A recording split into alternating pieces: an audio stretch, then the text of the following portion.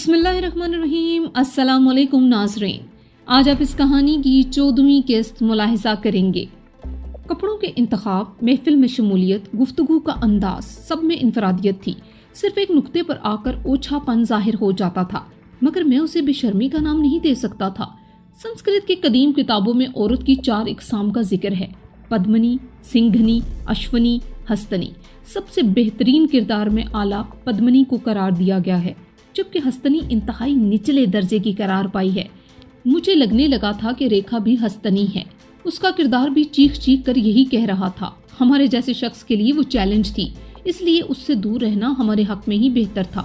मगर क्या करें कि वो पैर तस्मा पा बन चुकी थी। इस दुनिया में उसका कोई बचा नहीं कि वहाँ छोड़कर आए। उसका क्या करें, मेरी समझ में कुछ नहीं आ रहा था। क्या बात है, ना बैठते हो ना कुछ बोलते हो, किस ख्याल में डूबे हो? रेखा की आवाज पर मैं चौंक गया। वो नहा कर निकली थी। खुले बालों को उसने तौलिए में लुपेट रखा था। इस आलम में भी वो जज्बात में तलातुम पैदा कर रही थी। मैंने नजरें चुरा कर मुस्कुराते हुए कहा, कुछ नहीं, जिंदगी के बारे में सोच रहा था। कैसी है ये जिंदगी, किसी पल चैन लेने नहीं देती। इंसान जब तक जिंदा है, उलझने उसकी साथी रहेंगी।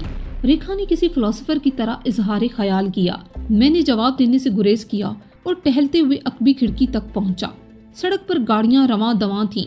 मैं उस तरफ का जायजा लेने लगा। कुछ लोग दुकानों के आगे खड़े थे, मगर मेरी नजर एक नौजवान पर ठहर गई। वो इसी खिड़की की तरफ देख रहा था। ये वही नौजवान था जिससे कुछ देर पहले होटल के कॉरिडोर में मुलाकात हुई थी। इसे देखते ही मैं खिड़की से हट गया।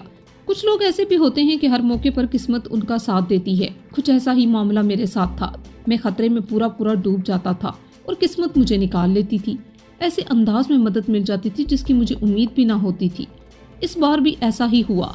मैं टहलते हुए खिड़की तक आया था और मेरी नजर उस नौजवान पर पड़ गई थी। उसके देखने का अंदाज मशकूक था, इसलिए मेरे जहन में खतरे की घंटी बज उठी थी कि यकीनन वो मेरी निगरानी कर रहा है। गोया मैं पहचान लिया गया हूँ। अब सवाल ये था कि नौजवान का ताल्लुक किससे है, पुलिस से या विक्टर के गिरोह से? इस वक्त तो यही दोनों मेरी ताक में है। अभी मैं इसी पर गौर कर रहा था कि दरवाजे पर दस्तक हुई। मैंने वहीं खड़े खड़े पूछा, कौन? बहरा सर, चाय लाया हूँ। चाय की तलब मुझे भी थी, यकीनन रेखा को भी, इसलिए उसने जल्दी से आगे बढ़कर दरवाजा खोल दिया। सामने बहरा ना था, 2 नौजवान थे। उनमें से एक के हाथ में पिस्तौल था। वो दोनों तेजी से अंदर आए थे। अंदर आते ही खाली हाथ वाले ने दरवाजा बंद किया था। पिस्तौल वाले ने मेरा निशाना लेते हुए कहा, दोनों हाथ ऊपर, कोई चालाकी नहीं। चालाकी दिखाई तो सारी गोलियां खोपड़ी में उतर जाएंगी। मेरे पास कोई चारा नहीं था। मैंने सर पर हाथ रख लिया। मेरी नजरें उसके पिस्तौल पर टिकी थी और मैं मौके का मुंतजिर था। अगर चाकू होता तो मैं बेदरेक छलांग लगा देता, मगर पिस्तौल के सामने हाथ पैर चलाना बेवकूफी थी। आप कौन हो? रेखा ने सहमी सहमी आवाज में पूछा। हम यमरूद। तुम्हारा पति बड़ा बहादुर बनता है ना, अब देखना हमसे भागकर कहाँ जाता है। आपकी इनसे क्या दुश्मनी है? रेखा ने फिर से सवाल किया। यहाँ नहीं, बाहर चलकर बताऊंगा कि इससे हमारी क्या दुश्मनी है। तुम्हें सिर्फ इतना करना है कि कमरा बंद करके सो जाना। फिर वो कदम बा कदम चलता हुआ मेरे करीब आया। फिर वो सब कुछ इतनी तेजी से हुआ कि मैं कुछ समझ ही ना सका। वो 2-3 मेरा क्या बिगाड़ लेंगे, मैंने यही सोचा था। मेरी यही सोच दगा दे गई थी और कामयाबी ने उसके कदम चूम लिए थे। उसने बातों के दरमियान बायां हाथ जेब में डाल लिया और फिर उसने इंतहाई फुर्ती से हाथ जेब से बाहर निकाला और इस हाथ में लहराता हुआ रुमाल मुझे नजर आ चुका था। उसने वो रुमाल मेरी नाक पर जमा दिया था। मैंने सांस रोकने की कोशिश की थी, मगर रुमाल में लगी दवा सिरियल असर थी। मेरा जहन सुन होकर रह गया था। पल भर में होश ने मेरा साथ छोड़ दिया था और मैं लहराता हुआ इसके हाथों में झूल गया था। बाद में पता चला था कि उसके 2 साथी कमरे से बाहर थे। वो स्ट्रेचर लेकर आए थे और मुझे स्ट्रेचर पर लिटाकर होटल से बाहर लाए थे। बाहर एम्बुलेंस खड़ी थी, उसमें मुझे डालकर ले गए थे। मुझे होश आया तो फौरी तौर पर मुझे एहसास ही ना हुआ कि मैं कहाँ हूँ। चंद लम्हे खाली खाली आंखों से छत की तरफ देखता रहा। फिर मैं सोचने लगा कि मुझ पर क्या गुजरी है। मुझे याद आया कि मैं तो होटल के कमरे में था और क्लोरोफॉर्म टाइप की कुछ चीज सूंघा कर मुझे अगवा किया गया है। मैंने आहिस्ता से सर उठाया तो ये देखकर चौंक उठा कि मैं एक बड़े से झूले में मौजूद हूँ, जो छत में लगे कुंडों से रस्सी के जरिए लटका हुआ है। रस्सी कुंडों पर से होती हुई दाईं तरफ मौजूद दीवार के सुराखों में गायब हो रही थी। हैरान नजरों से उस सूरत हाल को देखते हुए मैं उठकर बैठ गया, लेकिन दूसरे ही लम्हे मेरी चीख निकलते निकलते रह गई। नीचे कमरे के फर्श पर कई दर्जन सांप मौजूद थे, जिनमें से कई अपना फन उठाए फुंकार रहे थे तो कुछ रींग रहे थे तो कुछ बेहिस्सो हरकत पड़े थे। मुझे यूं महसूस हुआ जैसे हर सांप मेरी जानिब निगरां है। या खुदाया, मैं कहाँ फंस गया हूँ, मैं दिल ही दिल में बोला। तभी एक भारी आवाज कमरे में गूंजी, उम्मीद है कि आप खैरियत से होंगे। ये आवाज चारों तरफ से आती हुई महसूस हुई थी। कौन हो तुम, सामने क्यों नहीं आते, मैंने चीख कर कहा। आराम से मिस्टर आनंद, आराम से, आवाज दोबारा कमरे में गूंजी। हम यकीन दिलाते हैं कि आपको यहाँ कोई तकलीफ नहीं होगी, बस कुछ दिन हमें मेजबानी का शर्फ बख्शना होगा। अगर बहादुर है तो सामने आ, फिर देख मैं कैसे तेरी चटनी बनाता हूँ। दरअसल आनंद के नाम से मुखातिब करते ही मैं समझ गया कि ये कोई गुंडा पार्टी है। अबू मियाँ के हमदर्द, क्योंकि मेरा नाम आनंद है, ये मैंने उस नौजवान को बताया था, या फिर राजा बाजार के लोग सिर्फ शेरू और आदिल मेरा असल नाम जानते थे। आपकी इतला के लिए अर्ज है कि मेरे दिमाग में गुस्से वाला खाना बिल्कुल खाली है, इसलिए फजूल बातें करके खुद को हल्कान ना करें। आखिर तुम चाहते क्या हो, क्यों मुझे कैद किया है, मैंने पूछा। इन सवालात का जवाब दिया जाएगा, फिलहाल आप आराम करें, आपको खाना पानी मिलता रहेगा। कुछ तो पता चले कि मैं किन लोगों की कैद में हूँ, मुझे किस जुर्म में कैद किया गया है, इसका जवाब भी वक्त आने पर मिलेगा। मैं समझ गया कि ये लोग मुझे नफ्सियाती दबाव में रखना चाहते हैं। इतने अनोखे अंदाज का कैद खाना, ऐसा साइंटिफिक निजाम, ये मामूली लोग नहीं हैं। मैं अभी इसी पर गौर कर रहा था कि दाईं तरफ की दीवार में एक खला पैदा हुआ और एक तख्ता आहिस्ता आहिस्ता झूले की तरफ आने लगा। तख्ते पर खाने की ट्रे मौजूद थी। मेहरबानी करके खाना खा लें, अब सुबह मुलाकात होगी, एक दूसरी आवाज ने मुखातिब किया। कैद करने वाले इंतहाई मुहज्जब नजर आने की कोशिश कर रहे थे। ऐसे शाइस्ता अंदाज में गुफ्तगू के लग ही नहीं रहा था कि मैं किसी गुंडा पार्टी की कैद में हूँ। इसकी बात पर मैंने कोई रद्द अमल जाहिर नहीं किया। मैं जानता था कि रोने पीटने चीखने चिल्लाने का कोई फायदा नहीं है, मगर मैं ये जरूर सोचता रहा कि अब मुझे क्या करना चाहिए, क्योंकि जो ही नजरें नीचे जाती खौफ की तेज लहर दौड़ती हुई महसूस होती। मुझे इस झूले पर पहुंचाया कैसे गया होगा, ये भी समझ नहीं आ रहा था, क्योंकि फर्श से छत तक कमरा स्पॉट था। जिस तरह खाना पहुंचाने के लिए दीवार में दरार पैदा हुई थी, ऐसा ही कोई खुफिया दरवाजा खुला होगा, इसी से मुझे झूले में पहुंचाया गया होगा। ये सोचकर मैं मुतमईन हो गया। खाना खाकर मैंने इधर उधर नजरें दौड़ाना शुरू कर दी। अभी मैं जायजा ही ले रहा था कि मुझे अपना सर भारी होता हुआ महसूस हुआ। फिर मैं नींद की वादी में उतरता चला गया। शायद खाने में ख्वाब आवर दवा शामिल थी। पता नहीं मैं कितनी देर तक सोया रहा। दोबारा आंख खुली तो मैं एक खाली कमरे के बेड पर लेटा हुआ था। ये कोई दूसरा कमरा था और कमरे का इकलौता दरवाजा बंद था। मेरा सर बुरी तरह चकरा रहा था। कमरे में सिर्फ बेड ही था और कोई चीज नहीं थी, अलबत्ता साथ ही वॉशरूम था जिसका दरवाजा खुला हुआ था। मैंने बिस्तर से उठने की कोशिश की तो जहन पर अंधेरों ने दोबारा यलगार कर दी। बड़ी मुश्किल से मैं उठा और वॉशरूम तक पहुंचा। नहाने से जहन पर पड़ी धुंध साफ हो गई और मैं खुद को ताज़ा दम महसूस करने लगा। जब कमरे में दाखिल हुआ तो भाप उड़ाती चाय की प्याली और नाश्ते के लवाजमात बेड पर रखे हुए थे। यकीनन किसी खुफिया कैमरे से मेरी नकलो हरकत पर नजर रखी जा रही थी। इसीलिए तो मैं जैसे ही बाथरूम से बाहर आया, कमरे में नाश्ते के लवाजमात रख दिए गए थे। भाप उड़ाती प्याली देखकर इश्तहा तेज हो गई और मैं ये भी भूल गया कि चाय में भी कोई नशावर अशिया हो सकती है। चाय पीकर मैंने माहौल पर गौर करना शुरू कर दिया। कमरे में बल्ब रोशन था, जिसके मायने ये थे कि रात अभी बाकी है। सांप वाले अजीबोगरीब कमरे से तो निजात मिल गई थी, मगर अब इस कमरे से कैसे निकलूं, इस पर गौर कर रहा था कि ऐसा लगा जैसे बाहर पटाखे फूट रहे हों। दोबारा आवाज आई तो मैंने आवाज पहचान ली। ये 100% पिस्तौल का फायर था। फिर हल्का सा शोर सुनाई दिया, जैसे 2-3 अफराद एक साथ चीख चीख कर हुक्म दे रहे हों। ये कौन लोग हैं? मैं इसी पर गौर कर रहा था कि दरवाजा खुला और सामने पिस्तौल थामे जो शख्स नजर आया, इसे देखते ही मैं खुशी से बेकाबू हो गया। वो कोई और नहीं, इकबाल था। उसके पीछे भी 2-3 आदमी अंदर आए, मगर इन सब के हाथ में रामपुरी चाकू थे। फिर जो शख्स अंदर दाखिल हुआ, इसकी आमद भी गैर मुतवक्को थी। वो गुलफाम था। सिर्फ मेरे लिए कलकत्ता से इतनी दूर आया था। ये बात मेरे लिए फख्र का बाइस थी। इसने मुझे गले लगा कर कहा, मेरा शेर इन गीदड़ों में कैसे फंस गया? तेरा शेर, तैराक हमेशा कम पानी में डूबते हैं। मेरे साथ भी यही हुआ। तफसील बाद में बताऊंगा, पहले ये बताएं कि आप यहाँ तक कैसे पहुँचे। फिलहाल तो यहाँ से निकलो, बाहर चलकर बताता हूँ।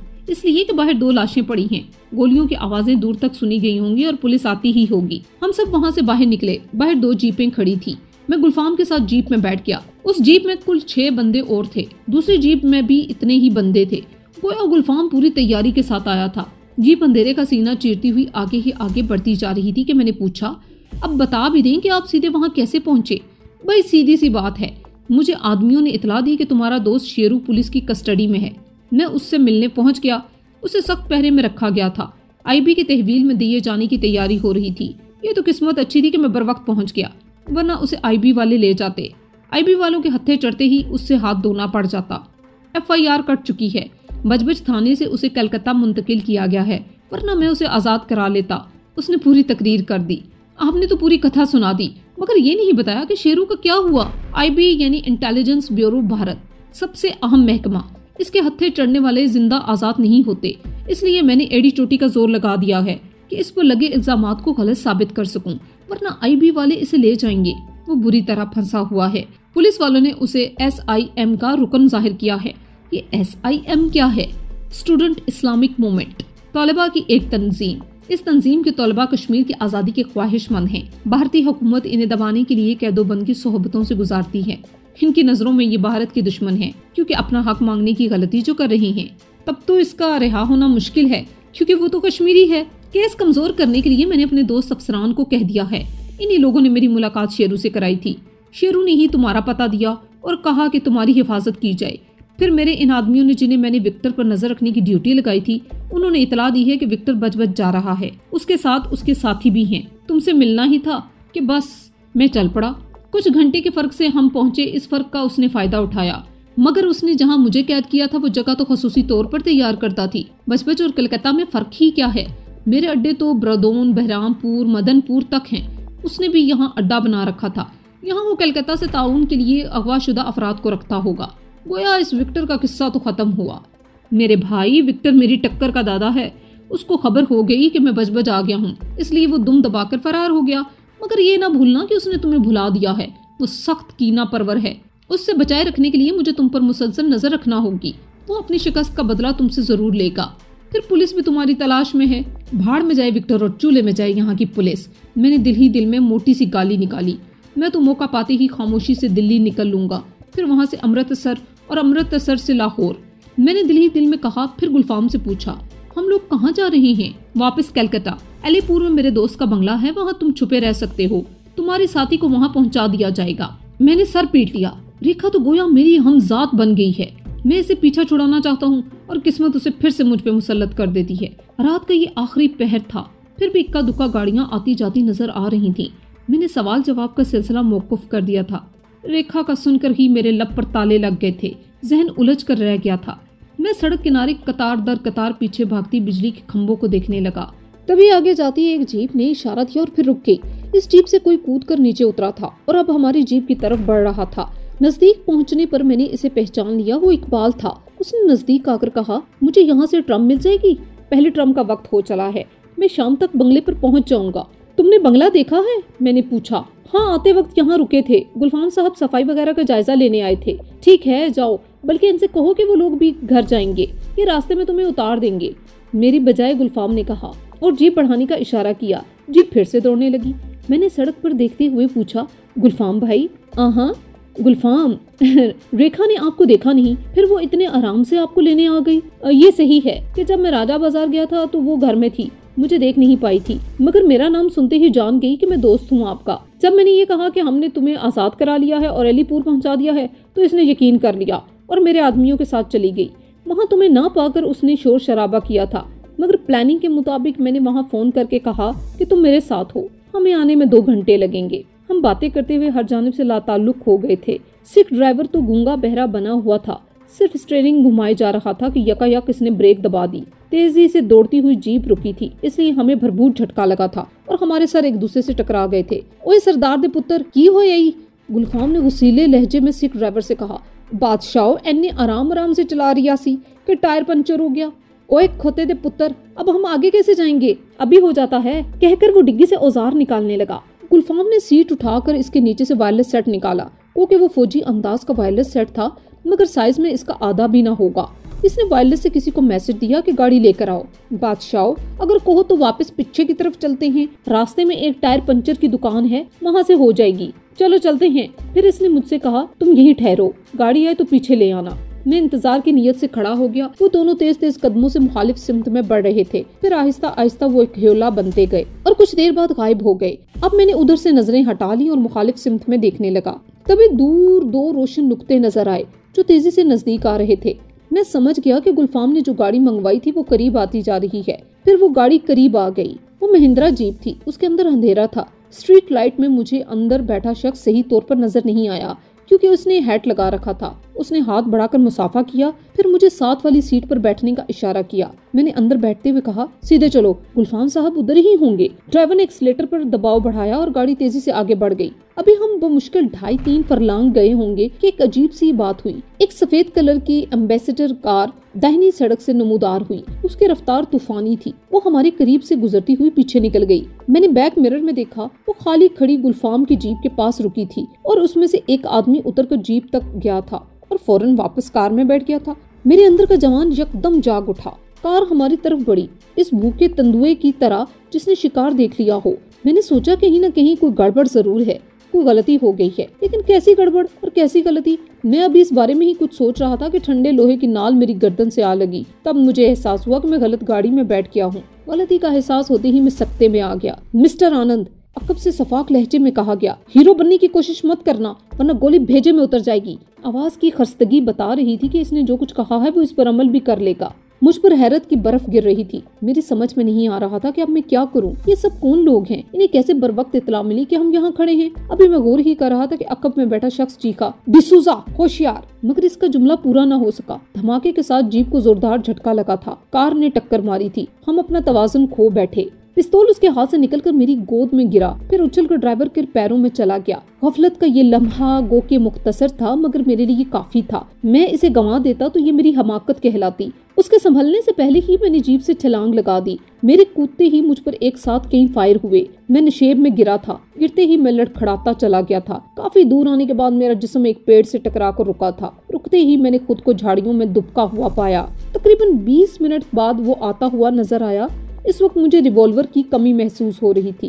جیسے ہی وہ قریب آیا اس کے خد و خال واضح ہوتے گئے۔ جب اس کے اور میرے درمیان فاصلہ بہت کم رہ گیا تو میں اپنی کمین گاہ سے نکلا اور اس کی طرف بڑھنے لگا۔ وہ اسی طرح بڑے سکون و اطمینان کے انداز سے چلا آ رہا تھا جیسے اس کے سوا اور کوئی یہاں نہیں ہے۔ مجھے دیکھتے ہی وہ کھڑا ہو گیا۔ میں اس کی جانب لپکا۔ اس نے پستول کا دستہ میرے منہ پر دے مارا۔ میں ایک سرحیت سے نہ ہٹتا تو میرے چہرے کا جغرافیہ بدل جاتا۔ پھر بھی دستہ میرے شانے سے ٹکرا گیا۔ اس سے پہلے کہ وہ سنبھلتا میں نے اس پر تندوے کی طرح چھلانگ لگا دی اور اس سے بری طرح ٹکرا گیا۔ اس کے ہاتھ سے پستول چھوٹ کر جھاڑیوں میں جا گرا۔ وہ مجھ سے ٹکراتے ہی گر گیا تھا لیکن برقی سرحیت سے اٹھ کر کھڑا ہوا اور پھر ہم دونوں کے درمیان زندگی اور موت کی جنگ شروع ہو گئی۔ اب ہم دونوں میں سے کوئی ایک ہی زندہ رہ سکتا تھا۔ میں نے اس پر چھلانگ لگائی۔ اس نے کمال ہوشیاری سے خود کو بچایا اور ایک طرف ہو کر میرے جبڑے پر اتنی زور سے مکہ مارا کہ میری ریڑھ کی ہڈی تک میں آگ بھر گئی۔ میں اس کے حملے سے سنبھلنے بھی نہیں پایا تھا کہ اس کے مضبوط ہاتھوں کا ایک بھرپور وار میرے گلے سے نیچے پڑا۔ میں درد سے کراہ اٹھا۔ وہ بھی لڑائی میں ماہر تھا۔ وہ مجھ پر بھاری پڑ چکا تھا۔ یہ میری خوش بختی تھی کہ وہ اپنے فن سے کام لینے کے بجائے اپنی ریوالور سے کام لینا چاہتا تھا۔ اس نے مجھے جو نیم جان سا دیکھا تو اپنی جیب سے دوسرا ریوالور نکالنے لگا۔ اس وقت وہ میرے قریب تھا۔ اس نے دوسرے ہاتھ سے مجھ پر گھونسا مارا مگر میں اس پر سبقت لے گیا۔ میں نے اس کے سر پر ایک زوردار مکہ دے مارا جس سے وہ بری طرح ڈگمگا گیا، لیکن اس نے اس کے باوجود میری پسلی پر ایک مکہ رسید کر دیا۔ میں مدافعت کرنے لگا۔ اس کے گھونسوں میں بڑی طاقت تھی جس کی میں تاب نہیں لا رہا تھا۔ وہ مجھ پر مسلسل مکوں کی بارش کرتا تو شاید میں بچ نہ پاتا۔ اس نے جو دوبارہ ریوالور نکالنے کی کوشش کی وہ اسے مہنگی پڑی۔ میں نے اس پر ایک اور جست لگا دی اور ہم دونوں زمین پر آ گرے۔ وہ میرے نیچے دبا ہوا تھا۔ میں نے بغیر کسی تاخیر کے اس کے منہ، سینے اور ناک کے مقامات پر جنونی انداز سے مکے برسانا شروع کر دیے۔ پھر دیکھتے ہی دیکھتے اس خبیث نے دم توڑ دیا۔ صفاق، وحشی اور ظالم جس کے نامہ اعمال کی فہرست میں نہ جانے کتنے بے گناہوں کا خون شامل تھا، پرندوں کے تعفن آمیز گندگی کے درمیان پڑا تھا۔ یہ میری غلطی تھی کہ میں نے اسے کمزور سمجھ لیا تھا۔ میرے دل کو خوشی ہو رہی تھی کہ میں نے انتقام لے لیا۔ اب میں نے اوپر کی طرف بڑھنا شروع کر دیا۔ تبھی میری نظر سڑک پر گئی۔ وہاں کار رکی ہوئی تھی۔ ادھر جاؤں یا نہ جاؤں، ابھی اسی مغالطے میں تھا کہ کار سے کسی نے چیخ کر کہا، او بھائی اب باہر بھی آ جاؤ، دھماکے کی آواز دور تک سنی گئی ہوگی۔ نشیب سے نکل کر میں سڑک پر آ گیا۔